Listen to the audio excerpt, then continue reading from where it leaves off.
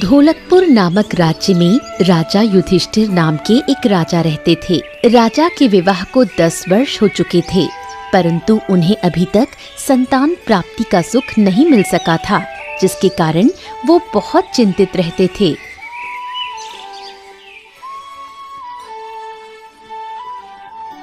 मंत्री जी, आज हम अपनी रानी के साथ सैर पर जाना चाहते हैं, आप तैयारी कीजिए। जैसी आपकी आज्ञा महाराज। राजा अपनी रानी को लेकर सैर पर निकलते हैं।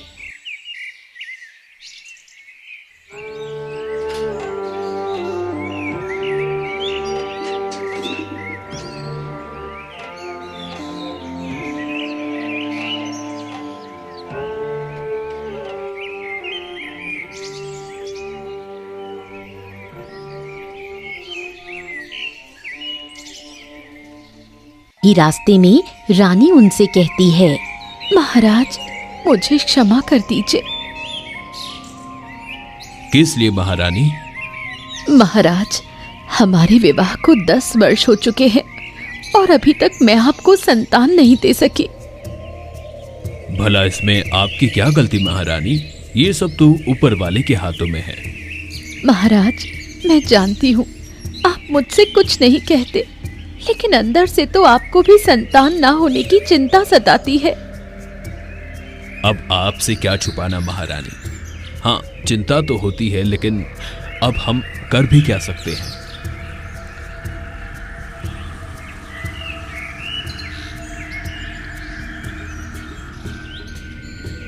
सैर करने के बाद राजा अपनी रानी को लेकर राजमहल वापस लौट जाते हैं।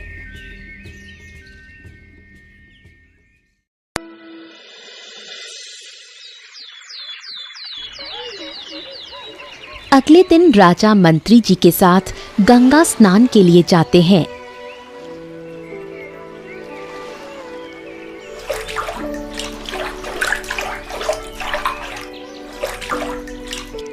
स्नान के बाद वो मंत्री जी से कहते हैं, ऐसा कहा जाता है कि जो भी इस नदी में स्नान करता है उसे एक दिन संतान का सुख जरूर प्राप्त होता है।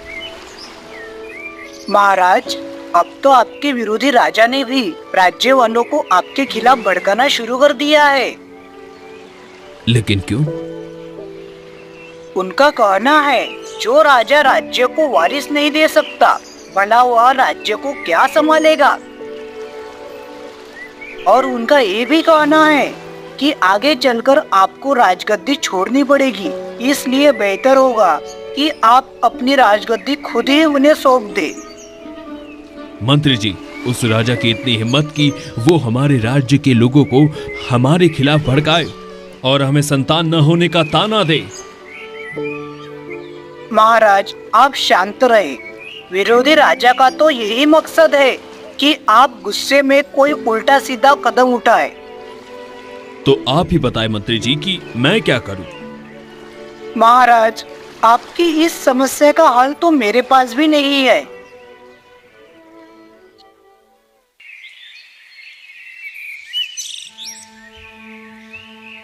एक दिन रानी की दासी अपने पुत्र के साथ बगीचे में खेल रही थी। तभी रानी दासी से कहती है, दासी, ये तुम्हारा पुत्र है? जी महारानी। ये तो बहुत प्यारा है, क्या मैं इसे अपनी गोद में ले सकती हूँ? महारानी, आप मेरे पुत्र को अपनी गोद में लेंगी? हाँ, क्यों नहीं ले सकती? बिल्कुल ले सकती हैं महारानी, ये लीजिए। इतना कहकर दासी अपना पुत्र रानी को दे देती है। महारानी बच्चे को गोद में लेकर बहुत सारा प्यार करती है।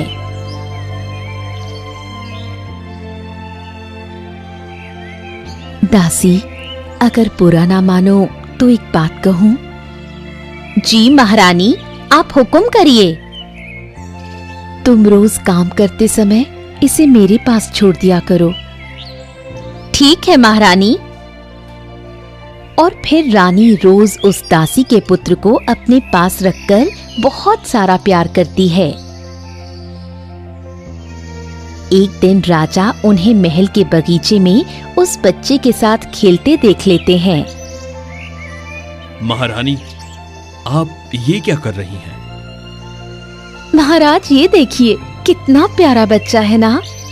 काश हमारा भी ऐसा ही बच्चा होता।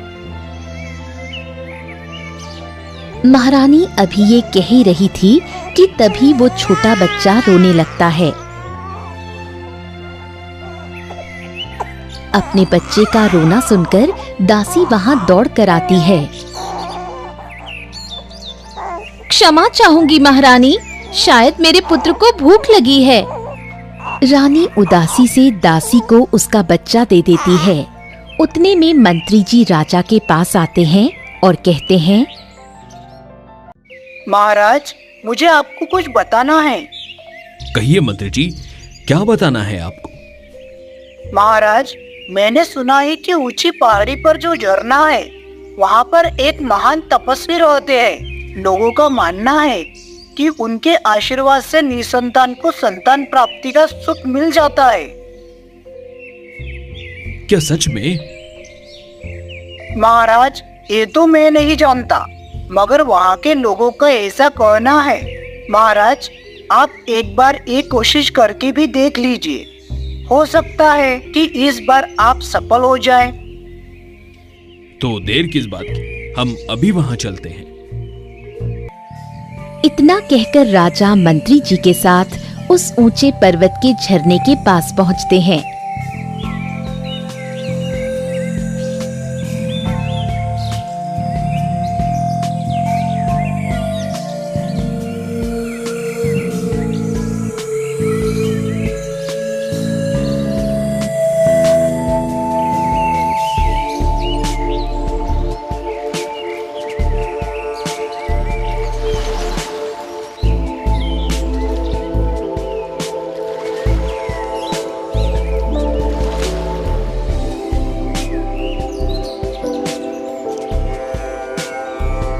जहाँ वही महान तपस्वी अपनी तपस्या में लीन रहते हैं। ओम देवकी सुत गोविंद वासुदेव जगतपते देहिं मे तनयं कृष्णं त्वामहं शरणं गतः। प्रणाम तपस्वी बाबा।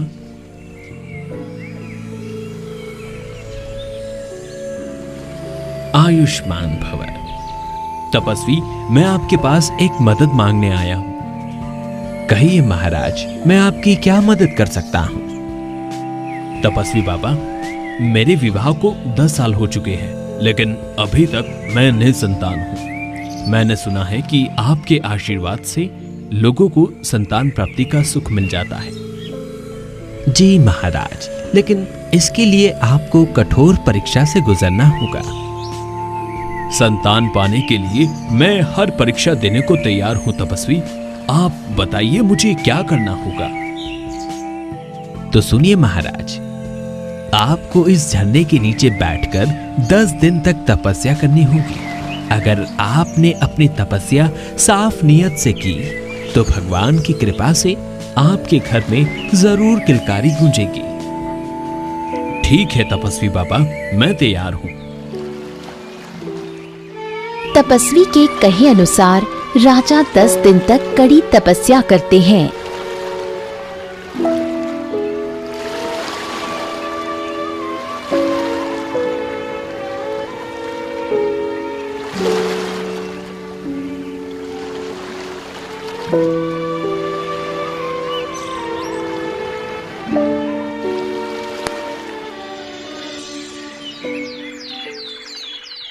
तपस्या के 10वें दिन राजा पर फूलों की बरसात होने लगती है।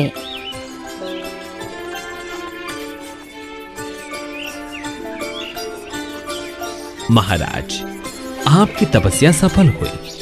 अब आपकी कामना जरूर पूरी होगी। लेकिन तपस्वी, आपको कैसे पता कि मेरी तपस्या सफल हुई? महाराज, जब किसी मनुष्य की तपस्या सफल होती है तो इस झरने से फूलों की बरसात होती है।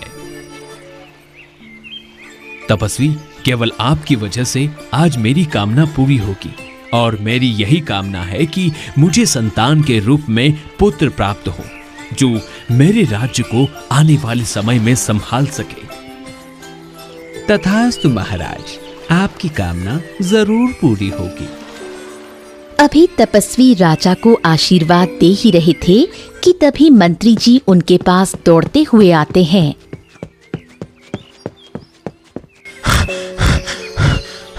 क्या हुआ मंत्री जी, आप इतनी जल्दी में क्यों आ रहे हैं? क्या करूं महाराज, खबर ही ऐसी है कि मैं आपके पास तुरंत भागा चला आया। अच्छा, क्या खबर लेकर आए हैं आप? महाराज, आप पिता बनने वाले हो। मंत्री जी, क्या आप सच कह रहे हैं? तपस्वी, आपका बहुत बहुत धन्यवाद। ये सब केवल आपके आशीर्वाद से संभव हो पाया है। अब मेरी सारी चिंताएं खत्म हो जाएंगी। महाराज, इसमें धन्यवाद की कोई बात नहीं, ये आप ही की तपस्या का फल है। कुछ दिनों बाद राजा के यहाँ पुत्र पैदा होता है। महारानी, हम हमारे पुत्र का नाम राजकुमार अर्जुन रखेंगे और राजकुमार अर्जुन आने वाले समय में इस राज्य के सर्वश्रेष्ठ राजा बनेंगे। बहुत ही प्यारा नाम है महाराज। आज मुझे माँ बनने का सौभाग्य केवल आपकी कड़ी मेहनत से ही प्राप्त हो पाया है। आपका साथ मेरे लिए किसी वरदान से कम नहीं है।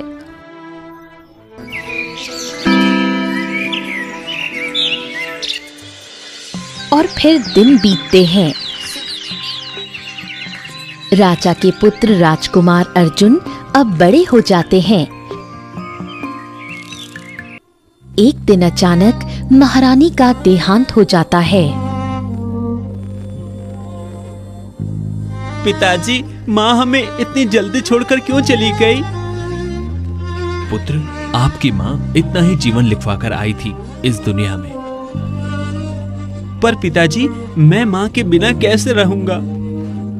हिम्मत से काम लो पुत्र। वैसे भी ये दुनिया किसी के जाने या न जाने से रुकती नहीं है। अब आपको खुद को संभालना होगा और कुछ दिनों में हमारी राजगद्दी को भी। फिर राजकुमार राजा की बात मानकर दुखी मन से खेतों का मुआयना करने निकल जाते हैं।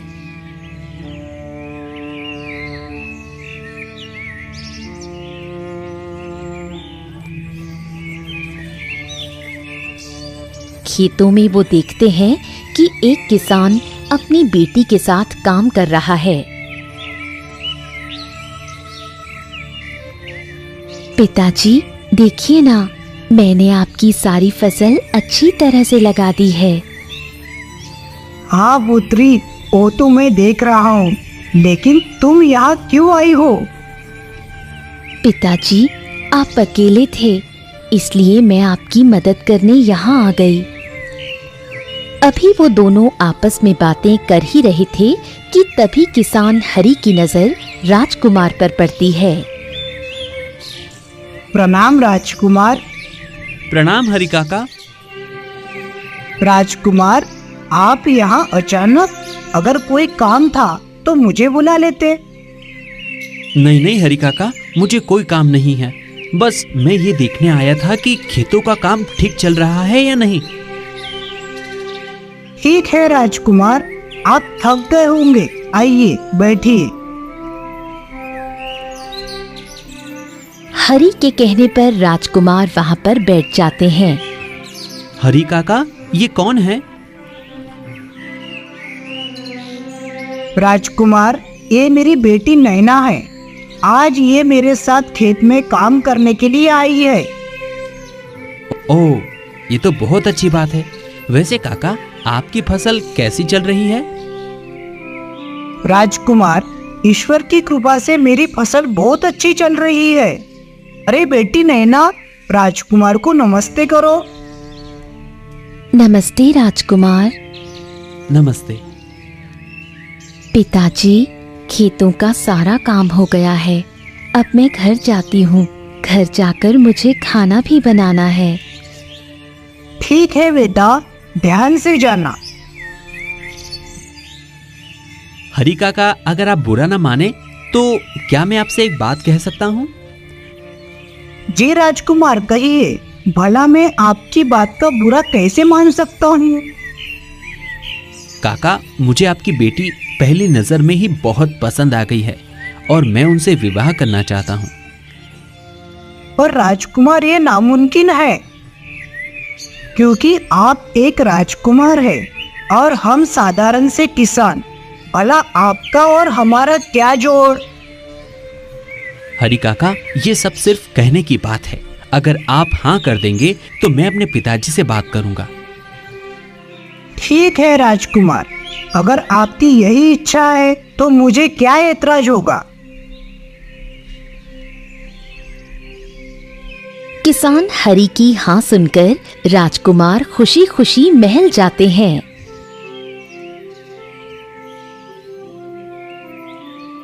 आइए राजकुमार, हम आपका ही इंतजार कर रहे थे। हमें आपसे जरूरी बात करनी है। जी पिताजी, बताइए क्या बात है? मैंने आपका विवाह पड़ोसी राज्य की राजकुमारी नंदिनी से तय कर दिया है। ये आप क्या कह रहे हैं पिताजी? मैं किसी और को पसंद करता हूं। राजकुमार, कौन है वो? बताइए, हम अभी आपका रिश्ता लेकर चलते हैं। क्या सच में पिताजी? पिताजी, इस गांव में जो हरी काका रहते हैं, मुझे उनकी पुत्री नैना बहुत पसंद है। मैं उन्हीं से विवाह करना चाहता हूं। ये आप क्या कह रहे हैं राजकुमार? भला मैं आपका विवाह एक किसान की पुत्री से कैसे कर सकता हूं? पिताजी, आखिर उसमें बुराई ही क्या है? आप पागल तो नहीं हो गए हैं? आप इस राज्य के होने वाले राजा हैं। मैं आपका विवाह उस किसान की पुत्री से कभी नहीं करवाऊंगा और ये मेरा आखिरी फैसला है। तो ठीक है पिताजी, आप भी सुन लीजिए। मैं नैना से प्यार करता हूं और उसी से विवाह करूंगा, आपकी मर्जी हो या ना हो। राजकुमार ये कहकर नैना के पास जाते हैं। नैना, क्या आप उससे विवाह करेंगे? जी राजकुमार, नगर महाराज। मैं कुछ नहीं जानता, मुझे आप ही से विवाह करना है। और फिर राजकुमार मंदिर में जाकर राजा की मर्जी के बिना नैना से विवाह कर लेते हैं। राजकुमार अर्जुन, मैंने बड़ी आस के साथ अपनी बेटी का हाथ आपके हाथ में दिया है। उम्मीद करता हूँ आप मेरी बेटी को हमेशा खुश रखेंगे। मैं वचन देता हूँ काका कि मैं आपकी बेटी को हमेशा खुश रखूंगा। इतना कहकर राजकुमार अपनी पत्नी नैना को लेकर राजमहल आ जाते हैं। राजकुमार अर्जुन, ये कौन है? पिताजी, ये मेरी पत्नी नैना है। हमने मंदिर में शादी कर ली है। ये आप क्या कह रहे हैं? क्या आपने वाकई इन 2 टके की कन्या से विवाह कर लिया है? जी पिताजी, और अब ये मेरी पत्नी है कि आप इन्हें इनके नाम से ही पुकारें। इतना कहकर राजकुमार अपनी पत्नी नैना को लेकर महल के अंदर चले जाते हैं। मंत्री जी, ये राजकुमार ने क्या किया? अब राज्य का क्या होगा? महाराज, आप चिंता मत कीजिए, सब ठीक हो जाएगा। मंत्री जी, महल में 2 कोड़ी की लड़की राजकुमार की पत्नी बनकर आ गई है और आप कह रहे हैं कि चिंता न करूं। भला कैसे चिंता न करूं? कुछ दिन ऐसे ही बीत जाते हैं, लेकिन राजा के लाख कहने पर भी राजकुमार नैना को नहीं छोड़ते। राजकुमार, मैंने आपकी हर ख्वाहिश पूरी की, मगर आपने मेरी एक बात नहीं मानी। तो ठीक है, आज से आप यहीं रहिए। मैं जा रहा हूं अपना ये राजपाट छोड़कर हमेशा हमेशा के लिए। पिताजी, ये आप क्या कह रहे हैं? मैं बिल्कुल ठीक कह रहा हूं। अब मैं यहां एक पल नहीं रुकूंगा। राजा महल छोड़कर हमेशा के लिए जंगल की तरफ चले जाते हैं।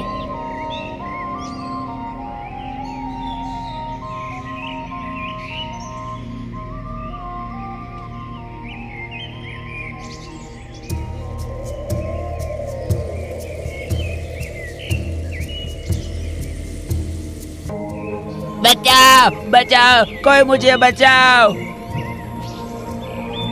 अरे ये कौवा क्यों चिल्ला रहा है? मुझे जाकर देखना चाहिए। राजा जब पास जाकर देखते हैं तो उस कौवे को एक गीदड़ दबोचे बैठा था और वो उसकी जान लेने की कोशिश कर रहा था। दुष्ट, छोड़ो इस कौवे को, वरना मैं तुम्हारी जान ले लूंगा। मैं इसे जान से मार दूंगा। अगर हिम्मत है तो इसे मुझसे बचा कर दिखाओ। गीदड़ ये कहकर उस कौवे को नोचने लगता है। तभी राजा गुस्से से अपनी तलवार निकालकर उस गीदड़ पर वार कर देते हैं, जिससे वो तुरंत मर जाता है। आपका बहुत बहुत धन्यवाद महाराज कि आपने इस खूंखार गीदड़ से मेरी जान बचाई। कोई बात नहीं प्यारे कौवे, ये तो मेरा कर्तव्य था। वैसे तुम्हारा नाम क्या है? मेरा नाम टुक टुक है और मैं इसी जंगल में रहता हूँ। लेकिन महाराज, आप इस घने जंगल में क्या कर रहे हैं? टुक टुक के पूछने पर राजा उसे सब कुछ बताते हैं। महाराज, ये तो बहुत बुरा हुआ, लेकिन अब आप अकेले नहीं हैं। आज से मैं आपके साथ रहूंगा। और फिर राजा उस टुक टुक कौवे के साथ राज्य राज्य घूमते रहते हैं।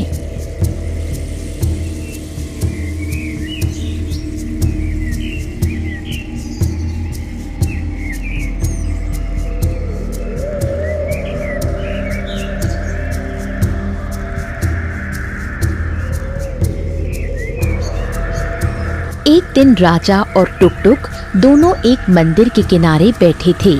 तभी उन्हें तपस्वी बाबा की आवाज सुनाई देती है। सत्य हमेशा सत्य रहता है, उसे कोई झुठला नहीं सकता। इसलिए हमेशा सत्य का साथ देना चाहिए। ये आवाज तो जानी पहचानी सी है। ये आवाज मंदिर के उस तरफ से आ रही है। चलिए महाराज, हम वहां चलकर देखते हैं। राजा जैसे ही उस आवाज की तरफ जाते हैं, उन्हें वही तपस्वी मिलते हैं जिन्होंने उन्हें संतान प्राप्ति का आशीर्वाद दिया था। टुक टुक, मैं इन महान तपस्वी बाबा को जानता हूँ। फिर वहां मौजूद लोगों के जाने के बाद राजा तपस्वी के पास जाते हैं। प्रणाम तपस्वी। आयुष्मान भव। महाराज, आप यहाँ? तपस्वी के पूछने पर राजा उन्हें सारी बात बताते हैं। महाराज, आपने ऐसा क्यों किया? तपस्वी, मैंने गुस्से में आकर अपना राजपाट तो छोड़ दिया, मगर अब मुझे चिंता सता रही है कि वो कन्या कहीं मेरे राज्य को बर्बाद न कर दे। महाराज, अगर मैं आपको एक ज्ञान की बात बताऊं तो क्या आप मानेंगे? जी तपस्वी, मैं आपकी हर बात मानने को तैयार हूं। महाराज, मैं आपसे जब भी मिला हूं, मैंने आपको हमेशा केवल चिंता करते ही देखा है। क्या आपको पता है, चिंता हमेशा चिता के समान होती है। आप जितनी ज्यादा चिंता करेंगे, वो उतनी ही आपको अपनी ओर घेरती चली जाएगी। इसलिए हमेशा एक बात याद रखें कि जो भाग्य में लिखा है वो होकर ही रहता है। तो फिर तपस्वी बाबा, अब मुझे क्या करना चाहिए? आपको अपने पुत्र की खुशी को अहमियत देते हुए उस पर भरोसा करना चाहिए। लेकिन वो कन्या? महाराज, जरूरी नहीं कि एक राजमहल की कन्या ही राजकुमारी बनने के योग्य हो। क्या पता जिससे आप राजकुमार का विवाह करने वाले थे वही आपको राजमहल से निकाल देती तो फिर आप क्या करते? इसलिए महाराज, आप चिंता छोड़ दीजिए और अपने महल वापस लौट जाइए। ठीक है तपस्वी बाबा। महाराज, मैं ये विश्वास से कहता हूं कि आपके पुत्र ने एक बहुत ही अच्छी कन्या से विवाह किया है। तपस्वी की बात मानकर राजा खुशी खुशी अपने राजमहल की तरफ लौटते हैं कि तभी रास्ते में उन्हें राजकुमार और नैना मिलते हैं। राजकुमार रोते हुए राजा के गले लग जाते हैं और कहते हैं, पिताजी, आप कहाँ चले गए थे? मैं आपको कहाँ नहीं ढूंढा। पुत्र, अब तो मैं आ गया हूं ना, अब मैं कभी आपको छोड़कर नहीं जाऊंगा। पिताजी, अब आप जैसे कहेंगे मैं वैसा ही करूंगा। आपको नैना नहीं पसंद तो मैं उसे छोड़ दूंगा। नैना, मुझे माफ कर देना, मैं तुम्हें और तुम्हारे बाबा को दिए वचन को निभा नहीं सका। अब मैं तुम्हें अपने साथ नहीं रख सकता। खबरदार राजकुमार, जो आपने इससे आगे एक और शब्द कहा। पुत्र, मुझे अपनी गलती का एहसास है। मैं आपकी पसंद का सम्मान करता हूं और प्रार्थना करता हूं कि आप और नैना का रिश्ता हमेशा मजबूत रहे। क्या सच में पिताजी? हाँ पुत्र, मैंने आपको और आपकी पत्नी नैना को स्वीकार कर लिया है और अब मैं आपको अगले राज्य का राजा घोषित करता हूं। फिर अगले दिन राजकुमार का धूमधाम से राज्याभिषेक होता है और वो सब राजमहल में खुशी खुशी एक साथ रहने लगते हैं।